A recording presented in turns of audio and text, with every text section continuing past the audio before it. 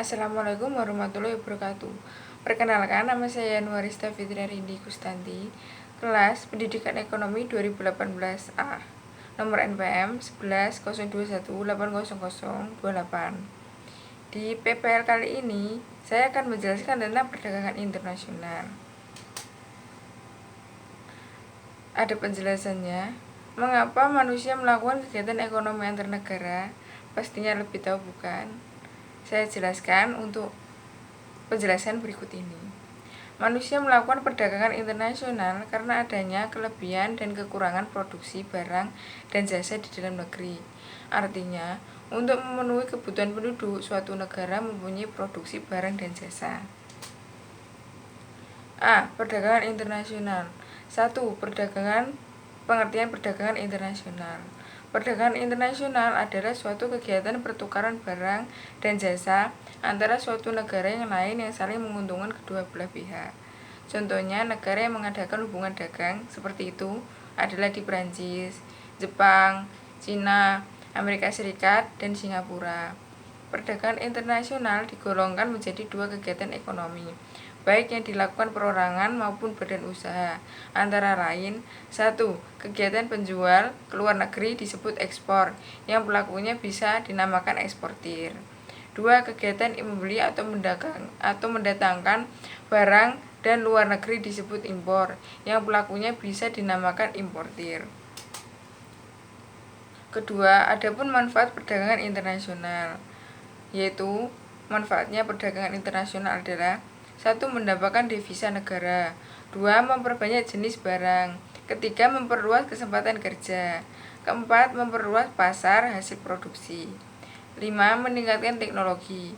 Keenam, dapat meningkatkan hubungan persahabatan antar negara. Ketiga, adapun faktor-faktor pendorong dan penghambat perdagangan internasional. 1. Faktor pendorong perdagangan internasional. A. Keinginan untuk membuka kerjasama antara negara lain. Kedua, adanya perbedaan ilmu, pengetahuan, dan teknologi. Ketiga, perbedaan sumber daya yang dimiliki. Kedua, adapun faktor penghambat perdagangan internasional. 1. Perdagangan mata uang antara negara pengekspor dan pengimpor. 2. Antara kebijakan impor yang dilakukan suatu negara. 3. Perbedaan bahasa antara negara dan pengekspor dan pengimpornya. Keempat, adanya pengenaan biaya masuk yang tinggi. Kelima, adanya perbedaan ketentuan dan peraturan. B. Teori perdagangan internasional. Perdagangan antara negara dapat berkembang jika setiap negara memiliki keunggulan terhadap komoditas yang dihasilkan. Misalnya, 1. Teori keunggulan mutlak atau yang bisa disebut dengan absolute advantage, yang biasa dikenal dengan tokoh Adam Smith, yaitu setiap negara akan memperoleh manfaat dari perdagangan internasional karena telah melakukan spesialisasi produk dan mengekspor barang jika negara tersebut memiliki keunggulan mutlak, atau mengimpor barang jika negara tersebut memiliki ketidakunggulan mutlak. Teori keunggulan mutlak biasanya didasari oleh: A. Adanya spesialisasi pekerjaan. Kedua, adanya perbedaan biaya. Kedua, teori keunggulan komparatif atau yang biasa disebut dengan comparative advantage, yang dikenal dengan tokoh David Ricardo, adalah keuntungan komparatif adalah keuntungan yang diukur berdasarkan ongkos real yang dikorbankan untuk memproduksi barang atau jasa yang telah dicerminkan dengan upah tenaga kerja. C. Kebijakan dalam perdagangan internasional. Secara umum, kebijakan perdagangan internasional sebagai berikut. 1. Kebijakan perdagangan bebas, yaitu kebijakan pemerintah untuk mengadakan perdagangan bebas antara negara. Adapun alasan diberlakukannya perdagangan bebas: 1. Perdagangan bebas cenderung memacu persaingan, sehingga menyempurnakan skala ekonomi dari alokasi sumber daya. Kedua, perdagangan bebas mendorong peningkatan efisiensi, perbaikan mutu produk, dan perbaikan kemajuan teknologi. Kedua, kebijakan perdagangan proteksionis. Kebijakan perdagangan proteksionis adalah kebijakan perdagangan yang melindungi produk-produk dalam negeri agar mampu bersaing dengan produk asing, yang dilakukan dengan cara membuat berbagai rintangan atau hambatan arus produksi dan keluar negeri. Adapun macam-macam kebijakan perdagangan proteksionis, antara lain: A. Kuota impor dan ekspor. Kuota impor adalah kebijakan yang menetapkan batas jumlah barang yang boleh diimpor dengan tujuan untuk melindungi produsen dan produk dalam negeri. Kuota ekspor adalah kebijakan dengan menetapkan batas jumlah barang yang diekspor dengan tujuan untuk mencapai persediaan barang guna memenuhi kebutuhan dalam negeri. B. Subsidi.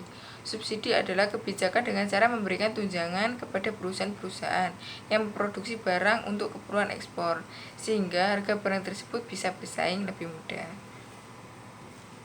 C. Premi. Premi adalah kebijakan berupa pemberian hadiah kepada perusahaan yang mampu memproduksi barang dengan kualitas yang tinggi. D. Diskriminasi harga. Diskriminasi harga adalah kebijakan melalui penetapan harga produk secara berlainan dengan negara tertentu yang dilakukan dalam perang tarif agar negara tertentu yang dijadikan target mau menurunkan harga tersebut. D. Alat dan cara pembayaran perdagangan internasional. 1. Alat pembayaran perdagangan internasional. A. Devisa.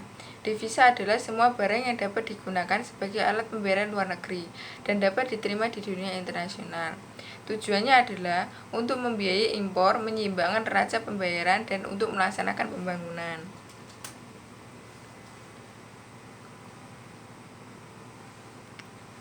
Berikut beberapa fungsi devisa. 1. Membiayai impor barang-barang dan jasa yang diterima dari luar negeri. 2. Membiayai perjalanan dinas dan para pejabat ke luar negeri. 3. Membiayai kantor-kantor konsulat dan kedutaan militer di luar negeri. 4. Membiayai pengiriman misi kesenian dan kebudayaan ke luar negeri. 5. Membiayai kontingen olahraga ke luar negeri. Sumber daya pengelolaan devisa antara lain: 1. Hasil penjualan ekspor barang dan jasa. 2. Pinjaman yang diperoleh dari luar negeri. 3. Laba dan penanaman modal ke luar negeri. 4. Hasil dari kegiatan pariwisata internasional. B. Valuta asing.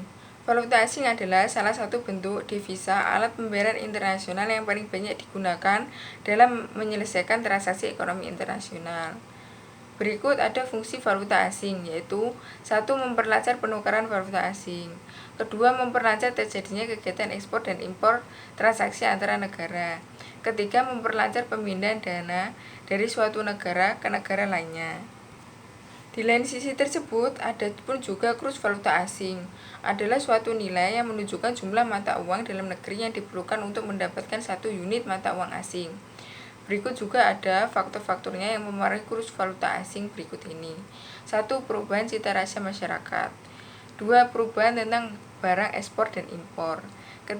Menaikkan harga umum. Jual beli valuta asing juga ada kurs. Kurs adalah perbandingan nilai rupiah untuk mendapatkan nilai mata uang negara lain. Adapun kurs sendiri memiliki dua bentuk yang berlaku, yaitu kurs jual dan kurs beli. Kurs jual adalah kurs yang digunakan saat menjual valuta asing kepada masyarakat.